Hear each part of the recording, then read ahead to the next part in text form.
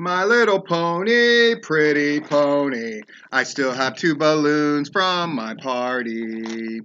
My Little Pony. What an incredible story when you think about it, right?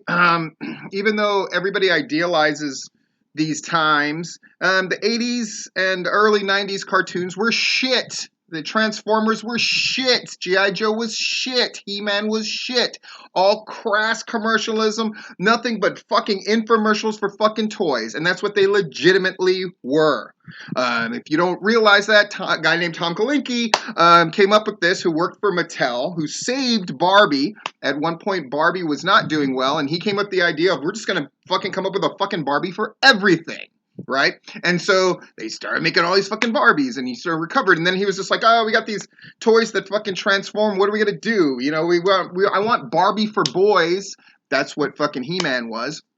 He's just like, how can we pitch this shit? We'll make these fucking cartoons with enough of a threadbare plot, but it was really just about buy the toys, buy the toys, buy the toys, buy the toys. And now people think they're the greatest fucking things ever. They made a bunch of movies, of course, and those fucking Transformers movies. If you fucking love those movies, fucking sterilize yourself.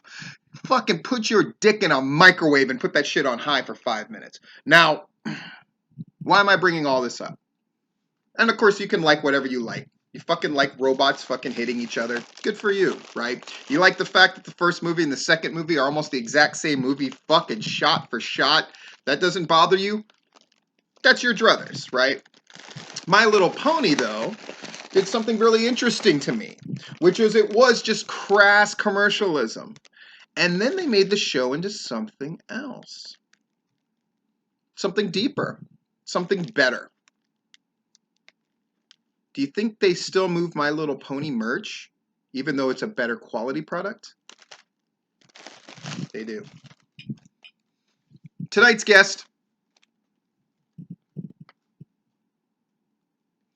Tonight's guest on the tipping point is William Huckaby, and I'm very excited. Last week, Larry didn't really have ideas, neither did I. And this week, I wasn't sure what Larry was going to surprise me with, but he fucking always has something really great. And he's like, I got William Huckaby on.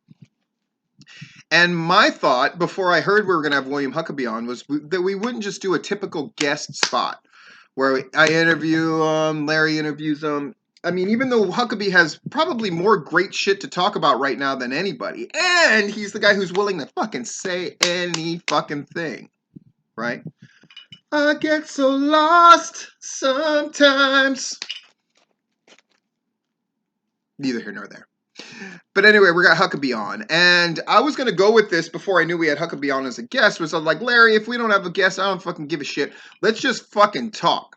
And then when something reminds us of something else, then we go in that direction. We just fucking talk about wrestling. But now that we got Huck on, the plan is do that shit even more. And Huck has been very outspoken online about a number of fucking things, and I can't wait to ask him about it. Also in this preview, we're going to talk about 2 Tuesdays from now. So that would be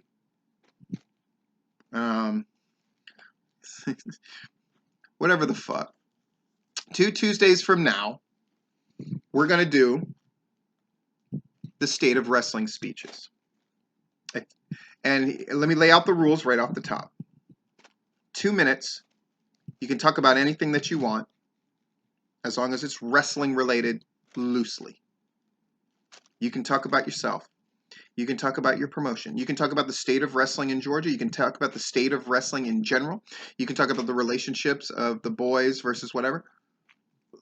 Listen to last year's if you want a notion of the wide range of what you can talk about.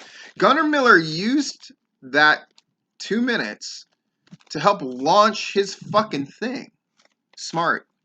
Aja Pereira used that 2 minutes to talk about what it was like being fucking talent in Georgia and the way that promoters were coming up short. She seems like she's done pretty good for herself as well. Matt Griffin did his thing. Scott Hensley did his thing. How's Action been doing? Right? So seriously, get a hold of Larry. Get your 2 minutes. who are the, I mean, I'll just be honest. I feel like last year we got 9 solid guests, including Drew Blood, who called in all drunk. Fucking amazing, right? And we want to keep it to 8 to 10. I don't think we'll get 8. And this is, you might think, oh, Steve's just trying to bait us into doing it. Fucking people were scared. I think because that was the first time I did a list. I didn't tell anybody who was doing their fucking speech I was going to list everybody up, but I listed everybody up, and it was fucking popular. And because of the list video, people went back and listened to the thing. So I think people might be scared. But don't be scared, bitches. Don't be scared, bitches. 2 minutes. Talk about what you want to fucking talk about. With an audience of people who are gonna fucking listen. And tonight, William Huckaby. I'm gonna ask him all the shit I want to ask him.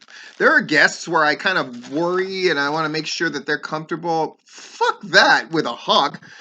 When I went on his show, him and Mika didn't fucking hold back on me. They were asking me some fucking rough ass shit, and I fucking answered those goddamn questions. I expect no less from William Huckaby, and I know he's going to deliver with his fucking fat ass. So tonight, tipping point. 7 p.m. Eastern Standard Time, gwhnewsandnotes.blogspot.com. Apparently there's some problems going on in the Facebook page of Georgia Wrestling. I don't fucking know. I don't care. What I do know is me and Larry are going to be there with Huck tonight, and you should listen to. And I will do a post-show, which I imagine will be very interesting. I might actually have to keep notes to make sure I keep track of what me and Huck and fucking Larry talk about. Toodles, My Little Pony, pretty pony. Who's your favorite My Little Pony? Motherfucking Pinkie Pie? Motherfucking Twilight Sparkle? Mine, Applejack. Before she got her cutie mark. Brody for life, fool.